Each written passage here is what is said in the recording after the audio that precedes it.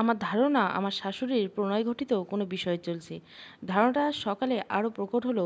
সে তার নতুন কেনা ল্যাপটপে একের পর এক ছেলেদের প্রোফাইল দেখছে। মনে হলো এটা ম্যাট্রিমোনিয়াল সাইট। আমি যেতেই ল্যাপটপ সরিয়ে বলল, সারা আমার ঘরে ঢোকার আগে পারমিশন নেবে, পারমিশন ছাড়া ঢুকবে না। আমি তার গ্রিন টি পাশে রেখে বললাম, ঠিক আছে। ইদানিং মা গ্রিন টি খায়, প্রতিদিন ওগা ক্লাসে যায়, আবার ভায়োলিন বাজানো শিখছি। আমি অবশ্য অবাক হওয়া ছেড়ে দিয়েছি, কিন্তু মানুষের কানাঘুষো টেকা দেয়, আমি ওসব পাত্তা দেই না। ছেলেকে নিয়ে স্কুলে যাই, আসি, বাসায় থাকি, সংসার করি, এই আমার জীবন। শাশুড়ির সাথে মোলায়েম সম্পর্ক আমার কোনোদিনও ছিল না। অবশ্য ঝুট ঝামেলাও নেই, আমি ঝুট ঝামেলা এড়িয়ে চলি বরাবর। আর শাকির মারা যাবার পর আরও নিজের মতো করে থাকি। শাকির মারা যাওয়ার পর একটা স্ত্রীর যতটা কষ্ট হওয়া উচিত ছিল ততটা আমার হয়নি।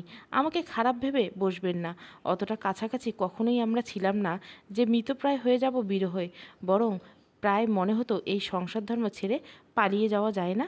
কিন্তু অনতুন জন্মানোর পর সেই ইচ্ছেটা মরে গিয়েছিল। বুঝে গেছিলাম এই আমার জীবন, মেয়েদের এই জীবন মানা উচিত। তার ব্যতিক্রম হলেই বরং এই সমাজে কথায় টিকে থাকা যাবে না, তাই মেনে নিলাম। এবার বলি, কেন আমার শাশুড়ি আমার পছন্দ না। বাঙালি শাশুড়িদের বউদের প্রিয়, সেটাই অবশ্য গতধারার বাইরে চিন্তা। কিন্তু আমি ঝামেলা এড়িয়ে চলা মেয়ে, শাশুড়িকে যেচে পড়ে অপছন্দ করবার কারণ কখনো বের করিনি। এই যেমন বিয়ের দিন রাতের কথা, আমি ভারী শাড়ি গয়না পরে বসে আছি। খুব হাঁসফাঁস লাগছে, কিন্তু তীব্র উত্তেজনায় কাজ করছে। কেবল 7 দিনের মাথায় আমার আর শাকিরের বিয়ে হয়েছিল। তাকে ভালো করে দেখাও হয়নি তখন।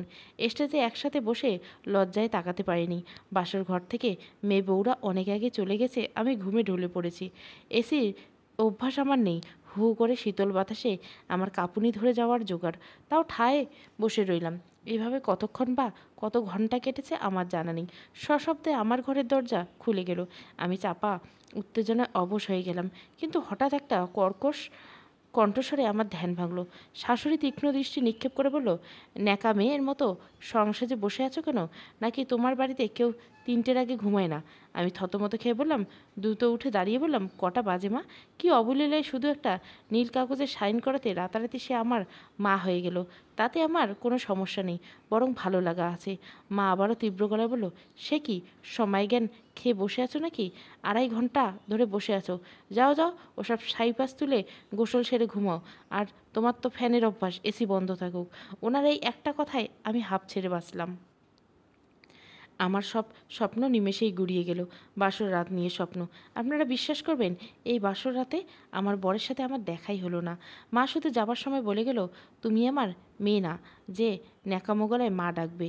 আর আমি তোমার শাশুড়ি মা হবার ইচ্ছেও নেই। আজকে আমাকে আন্টি ডাকতে পারো। আমি দ্বিতীয়বারের মতো বিস্ময়বোধ নিয়ে গোসলে ঢুকে গেলাম। আমি আজও জানি না সেদিন শাকির কেন আসেনি ঘরে। এখন তো আর জানারও উপায় নেই। শাকির আর এই পৃথিবীতে নাই। আমার ছেলের যখন 6 মাস, তখনই এক অ্যাক্সিডেন্টে মারা গেছে ও।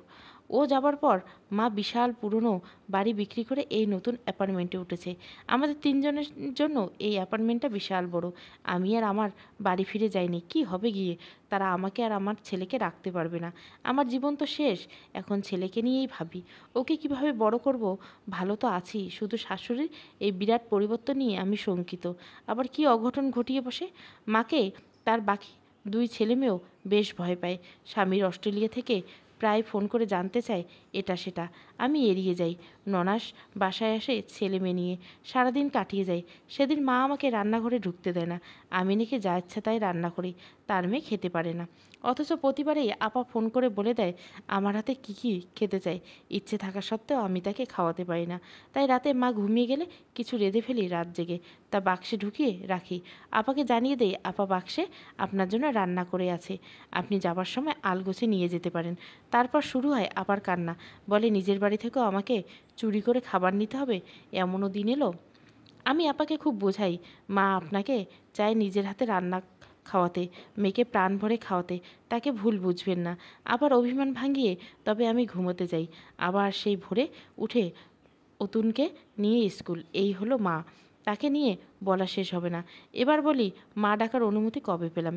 একদিন আমি খুব সেজেগুজে তৈরি হয়েছি, শাকির তার এক পার্টিতে আমাকে নিয়ে যাবে, সবাই আমাকে দেখতে চায় বলে। মা প্রথমে খুব বাদ সাজলো, কিন্তু সেই প্রথমবার শাকিরের কাছে সে হেরে গেল। কীভাবে হারলো সেটা আমি জানি না। মিনিট 10 অন্য ঘরে কী কথা তাদের মধ্যে হয়েছে আমি জানি না। সেবার অনুমতি পেলাম। খুব আনন্দের সাথে ড্রাইভিং সিটে তার পাশে বসে রওনা হলাম। কেবল গিয়ে পৌঁছেছি, ঝা ঝকঝকে পাটি, মহিলারা দামি দামি গহনা পরিত, তাদের সবার হাতে একটা গ্লাস। আমি মহিলাদের মধ্যে বসে কেমন কোণঠাসা হয়ে পড়লাম। কিছুতেই যেন তাদের সাথে মিল খাওয়াতে পারছি না। এর ভেতরে শাকিরের বন্ধু বা কলিগ হবে আমার দিকে এগিয়ে এলো, তার হাতে গাঢ় লাল রঙের জুস। গ্লাসটা দেখে ভাবলাম, এরকম গ্লাস আমাদের বাড়িতে কেন নেই? উনি এগিয়ে এসে বলল, ভাবি, আপনি কি দারুণ সুন্দরী, মাশাআল্লাহ। আমি বলতে পারলাম না পর স্ত্রীকে দেখে মাশাআল্লাহ বলা উচিত নয়। আমি মুখ নত করলাম। উনি আমার পাশ ঘেঁষে বসে বলল, শাকির রাম ছাগলটা আপনাকে কি করে পটালো বলুন তো? ড্রিঙ্ক খেতে খেতে চলুন গল্প করি। আমি প্রাণপণে শাকিরকে খুঁজতে লাগলাম। দেখলাম ও আমার দিকে তাকিয়ে হাসূচক মাথা নাড়ছে। আর সেই মুহূর্তে আমার ফোনটা বিকট শব্দে বেজে উঠল, আর সবাই ঘুরে তাকালো আমার দিকে, যেন আমি ভিন গ্রহের প্রাণী। আবারও ভীষণ রকমের লজ্জায় পড়ে গেলাম। দ্রুত হাতে ফোন নিয়ে দেখি শাশুড়ি। আমি ফোন ধরে বললাম, মা, মানে আন্টি বলুন। মা বলল, আমি লাউড স্পিকারের জন্য শুনতে পেলাম না, শুধু মনে হলো মা কাতরাচ্ছে। আমি ছুটে গেলাম শাকিরের দিকে, কিছু উৎসুক দৃষ্টিতে আমায় ঘিরে রাখলো। আমি বললাম, প্লিজ চলুন না, মা বোধহয় অসুস্থ।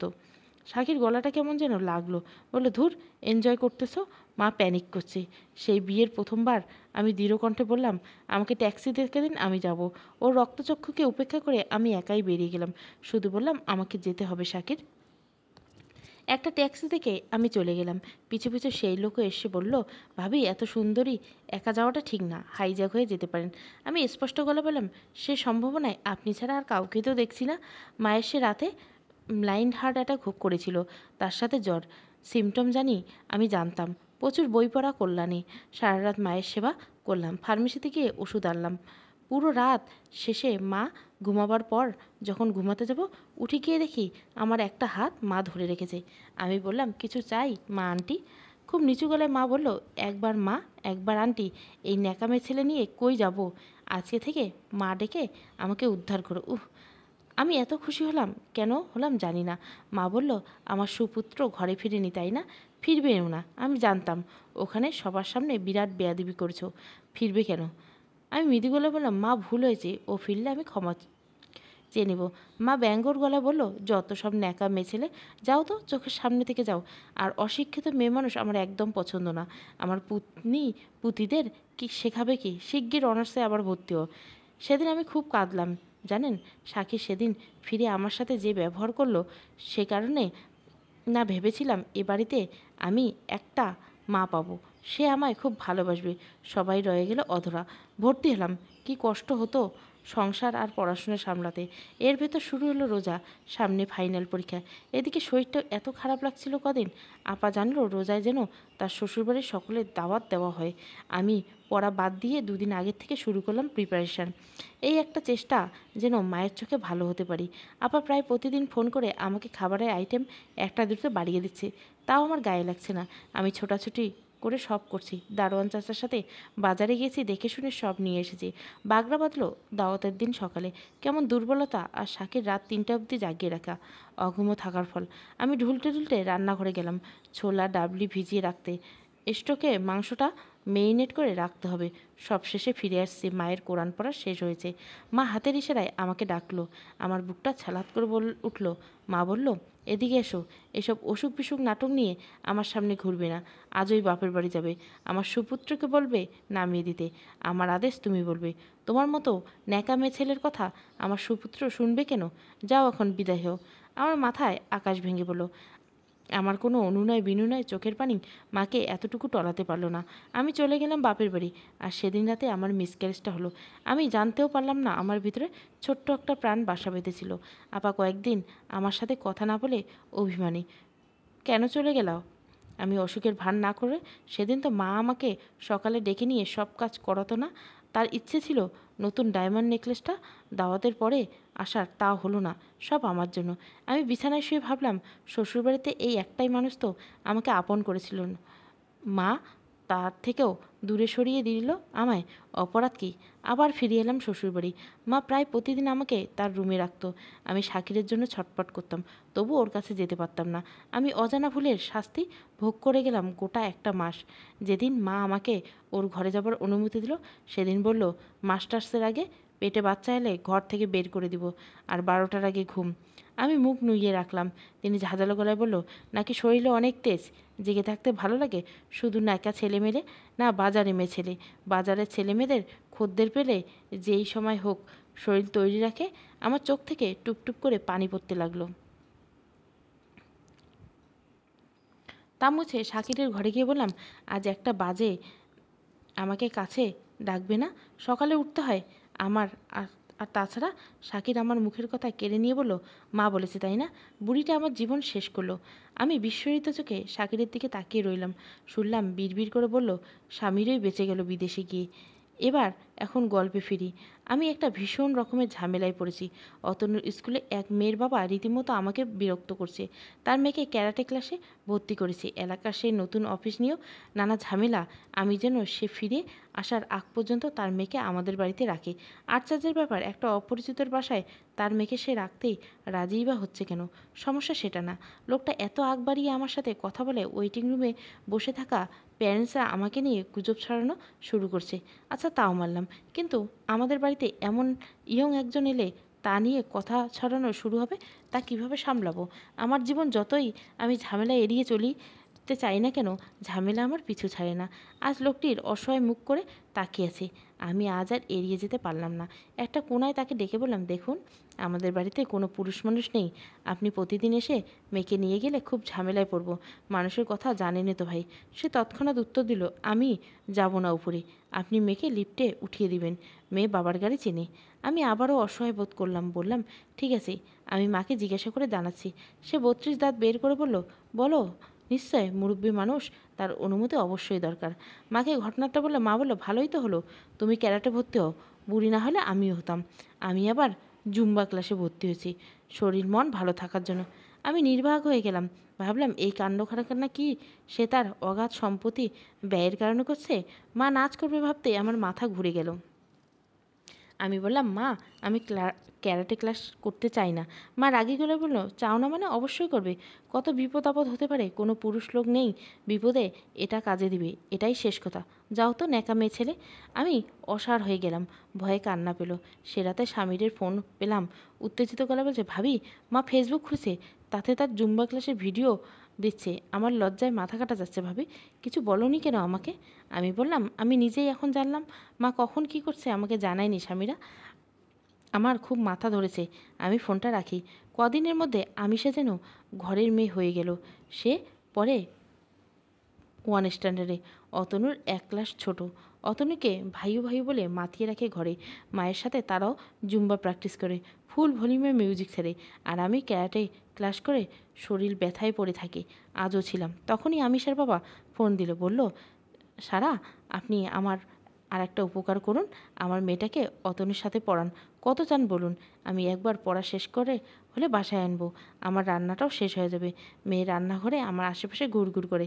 সেদিন কী করেছে জানেন? গরম তেলে প্যান হাতে দিয়ে এসে কী বিপদ দেখুন তো। আচ্ছা, কত মাইনে চান তা জানিয়ে দিবেন প্লিজ। আমি কিছু বলার আগে আবার বলল, হ্যাঁ হ্যাঁ, মুরব্বী মানুষ, অনুমতি তো লাগবেই। তাহলে তো বেশ হয়, কাল অনুমতি নিয়ে জানান। তারপর খট করে ফোনটা রেখে দিলাম। আমি মাকে বললাম, একটু কথা ছিল। মা কপাল কুঁচকে আমার দিকে তাকালো। বলল, শিগগির বলো, ওদের জুম্বা ডান্স শেখাচ্ছি। আমি বললাম, মা, আমিষার বাবা লোকটাকে আমার ভালো ঠেকছে না। লোকটা এত সাহায্য করলাম আমার, আর সে কিনা আমাকে টাকার লোভ দেখিয়ে বলে আমিষাকে পড়াতে। সে তো আমি ওকে এমনিই পড়াই মাঝে মাঝে। মা, এমনিই সে আমার নাম ধরে রাখে। মা কপাল কুঁচকে বলল, তা তোমাকে কি ম্যাডাম ডাকবে, বউ ডাকবে, নাকি ভাবি? শোনো ন্যাকা মেয়ে ছেলে, যেই পুরুষ লোক তেলে তেলে গলায় ভাবি ডাকে, তাদের উদ্দেশ্য খারাপ। ন্যাকা না হলে এইটা তুমি জানতে। এবার আসি অমুকের পড়ানোর কথা। মাস্টারটা করে উপকার তো হলো। ইংরেজিতে MA করে কি উল্টিয়েছো তুমি? কটা পয়সা পাওয়ার একটা উপায় দোরগোড়ায় এসেছে, তাতেও ন্যাকামি। অন্ন ধ্বংস ছাড়া আর কোনো কম্য আছে তোমার? আমি উত্তর দিলাম না। আমার চোখে জল এসে গেল। তা লুকিয়ে আমি দ্রুত মায়ের সামনে থেকে সরে পড়লাম। মা দূর থেকে বলল, কাল ছেলেটাকে আমাদের বাড়িতে খেতে ডেকো তো। কাল তোমার ননসও আসবে। ওর সাথে পরিচয় হবে। আমি সেকে পড়াই অনেক দিন হচ্ছে। ওকে পড়াতে গিয়ে জেনেছি ওর মা ওর কেবল 2 মাস বয়সে ওকে ছেড়ে গিয়েছে। আমেরিকা তার নাকি একটা বাবু হয়েছে। এর বেশি আর কিছুই জানার ইচ্ছে হয়নি। একটা মা কি করে পারে আর ভাবতে চাই না। আমার অতনুর দেখা থেকে আমিষাও আমাকে মাম্মামটি ডাকে। এর অর্থ বুঝতে আমার অনেক দিন লেগেছে। একদিন আমি ওকে জিজ্ঞাসা করে বসলাম, হ্যাঁ রে আমু, তুই আমাকে এ কী নামে ডাকিস? এর মানে কি? দূরে তাকিয়ে দেখি মা কড়া চোখে তাকিয়ে আছে। আমি বললাম, আচ্ছা বলতে হবে না। আমিষা তার সামনে এলোমেলো চুল সরিয়ে ভীতু গলায় বলল, রাগ করবে না তো? আমি দুপাশে মাথা নেড়ে বললাম। ও বলল, অতনু, ভাইউর, মাম্মাম আর আন্টিটি তোমার মা মাম্মটি। তুমি রাগ করলে আর ডাকবো না, প্রমিস। আমি মায়ের দিকে আরেকবার তাকালাম। তার দৃষ্টি এখনও কোরত। আমি তা উপেক্ষা করলাম। আমার মনে পড়ে গেল মাকে আন্টি আর মা ডাকায় দ্বিধাময় দিনগুলো। আমি বললাম, কষ্ট করে এত বড় নামে ডাকতে হবে না, শুধু মাম্মাম্মি ডাকিস। আয় তোরা আমার কাছে আয়। আমি বুকের ভিতর ওদের দুজনকে জড়িয়ে নিয়ে বললাম, আমার লক্ষ্মী ছানারা। হঠাৎ মনে হলো মায়ের কথা। আমি ভয়াত্র দৃষ্টিকে মায়ের দিকে তাকালাম। দেখি মা নেই। প্রচণ্ড ভয় আমাকে পেয়ে বসলো। আমি দৌড়ে গেলাম মায়ের ঘরে। মায়ের ঘর অন্ধকার। ফুপিয়ে ফুপিয়ে কান্নার আওয়াজ কি পাচ্ছি। মাকে কখনো কাঁদতে তো দেখিনি আমি, নাকি আমার মনের ভুল? সামনে ল্যাপটপে সেই প্রোফাইল খোলা, আর প্রোফাইলের ছবিটা আমার পরিচিত। আমি মায়ের পাশে বসলাম। দেখি, উঠে বসো তো। মা উঠে বসলো। আধারে তার চোখের জল চিকচিক করছে। বললাম, তোমার সাথে বোঝাপড়া আছে। আপা আমাকে এখন এড়িয়ে চলে কেন বলো তো? মা কাঁদতে কাঁদতে বলেছ, আরে ন্যাকা মেয়ে ছেলে, তাও কি বুঝিস না? তার কলুর বলদের বিদায় হয়েছে, এই জ্বালায় ঘুম হারাম তার। আমি বললাম, মা আর ন্যাকা মেয়ে ছেলে ডাকবে না তো? আমি এখন আর ন্যাকা নই, তুমি জানো। মা আমার হাতে একটা হাত রেখে বলল, আমি প্রথম দিনে জানতাম একদিন আসবে, তুই নিজ মুখে আমাকে এই কথাটা বলবি। আর সেই দিন নিজের ছেলে মেয়েকে মানুষ করতে পারিনি, কিন্তু আমার বউ নামক মেয়েকে পেরেছি। তোকে কেন যেতে দিতাম না বলতো সাকিবের সাথে? মদ খেয়ে টাল হয়ে বাড়ি ফিরত। তুই আমার ঘরে আলো সারা। অমন মানুষ তোর যোগ্য না। আজকে তুই থাকলে সেই অমানুষটাও প্রাণে বেঁচে যেত। তোকে বাবার বাড়ি পাঠাতাম যাতে কলুর বড়দের মতো আমার মেয়েকে তোকে খাটাতে না পারে। তোর তো মন চাইতো নিজের বাবা মায়ের বাড়ি গিয়ে সময় কাটাতে, চাইতো না বল? তুই এখন শিক্ষিত, আমার বউকে আমি শিক্ষিত বানিয়েছি। তানভীর অনেক জায়গায় তোর সিঁড়ি দিয়েছে, ওর উপর রাগ দেখালি, সে তো আমার কথায় সিভি দিয়েছে। তুই চাকরি করবি, তুই ব্ল্যাক বেল্ট চ্যাম্পিয়ন। কোনো বিপদে তোর পুরুষ সহায় লাগবে না। 2টো বাচ্চার মা তুই, এখন কত দায়িত্ব তোর। আমি বললাম, আর ওই ম্যাট্রিমোনিয়াল সাইট থেকে তানভীরকে তুমি খুঁজে পেয়েছো, তাই না? এত মিথ্যে, এত অভিনয় কী দরকার ছিল মা? তোমার কোনো আদেশ কি কখনো ফেলেছি? মা বলল, এই তো তোর বড় সমস্যা, অন্যায়গুলো এভাবে মেনে নিস। মারে, এই সংসার তো সবচেয়ে বড় অভিনয়ের জায়গা। আপন মানুষের সাথে বড় অভিনয়টা করতে হয়, এ কথা আজ তুই নিজেই জানিস। শাকিরের সাথে যা ছিল তার যাই হোক সংসার ছিল না। তার সংসারে মায়া ভালোবাসা থাকলে মদ খেয়ে মাতাল হয়ে গাড়ি চালিয়ে মরতো না। এবার সংসারটা ঠিক করে করবি। আমি তীব্র গলায় বললাম, মা আমাকে তুমি তাড়াতে চাইছো? মা প্রফুল্ল হাসলো, বলল, কেন, তুই বুঝি পালাতে চাইছিস না? বুড়ো চোখ সব বোঝে। যেদিন তানবীরের মুখের উপর শাড়িটা ছুঁড়ে মারলি, সেদিনে বুঝে গেছিলাম আজ বউ আমার মেয়ে হয়েছে, এই আমিনা খাতুনের মেয়ে। সে রাত জেগে কাটিয়েছিলাম কেন রে? মিথ্যে নিজের কাছে বলা খুব কঠিন। যখন বিয়ে করে তোর শ্বশুর ঘরে আসি, তখন থেকে আজ পর্যন্ত নিজের কাছে কেবল মিথ্যেই বলে গেছি। ক্লান্ত হয়ে গেছি যখন নিজের সন্তানদের আমার মতো বানাতে পারিনি। এই আফসোস নিয়ে মৃতপ্রায় ছিলাম। আবারও প্রাণ পেয়েছি যেদিন তোকে দেখেছি নববধূ হয়ে ঘরে এলি। সে রাতে আমি শাকিরকে তোর ঘরে ঢুকতে দেনি। মদ খেয়ে নতুন বউয়ের উপর ঝাঁপিয়ে পড়ে পৌরুষ জাহির সেদিন যদি করতো, বিয়ের প্রথম রাতে তুই দুমড়ে মুচড়ে পড়ছি, আমিও পড়তাম। আমার স্বপ্নময় রাতটা বিভীষিকাময় হয়ে গেছিল। তাই আজ আমার সব ইচ্ছা স্বপ্ন পূরণ করি। স্বপ্নের কোনো বয়স নেই রে বেটি। লোকে হাসবে, হাসুক না। তারা হাসুক কাঁদুক, তাদের ইচ্ছে। তাতে আমার স্বপ্নের কী এসে যায় বল? আমি টের পেলাম না কখন জল গড়িয়ে পড়ল আমার চোখ বেয়ে। আমাকে বাধা দিয়ে মা বলল, এই ঘরটা তোর শ্বশুরবাড়ি না। আমি বহুদিন আগে থেকে জমিয়ে রেখেছিলাম আমার অচেনা মেয়ের জন্য কিছু সোনা, আর আমার বাবার বাড়ির জমি বিক্রি করার টাকা দিয়ে এই ফ্ল্যাট কিনেছি। তাই তো ব্যাগ ধরানো অজুহাতে তোকে নিয়ে আসতাম। এই ফ্ল্যাটে যখন দেখলো তোরা চোখ হাসছিল, এটাই নিলাম।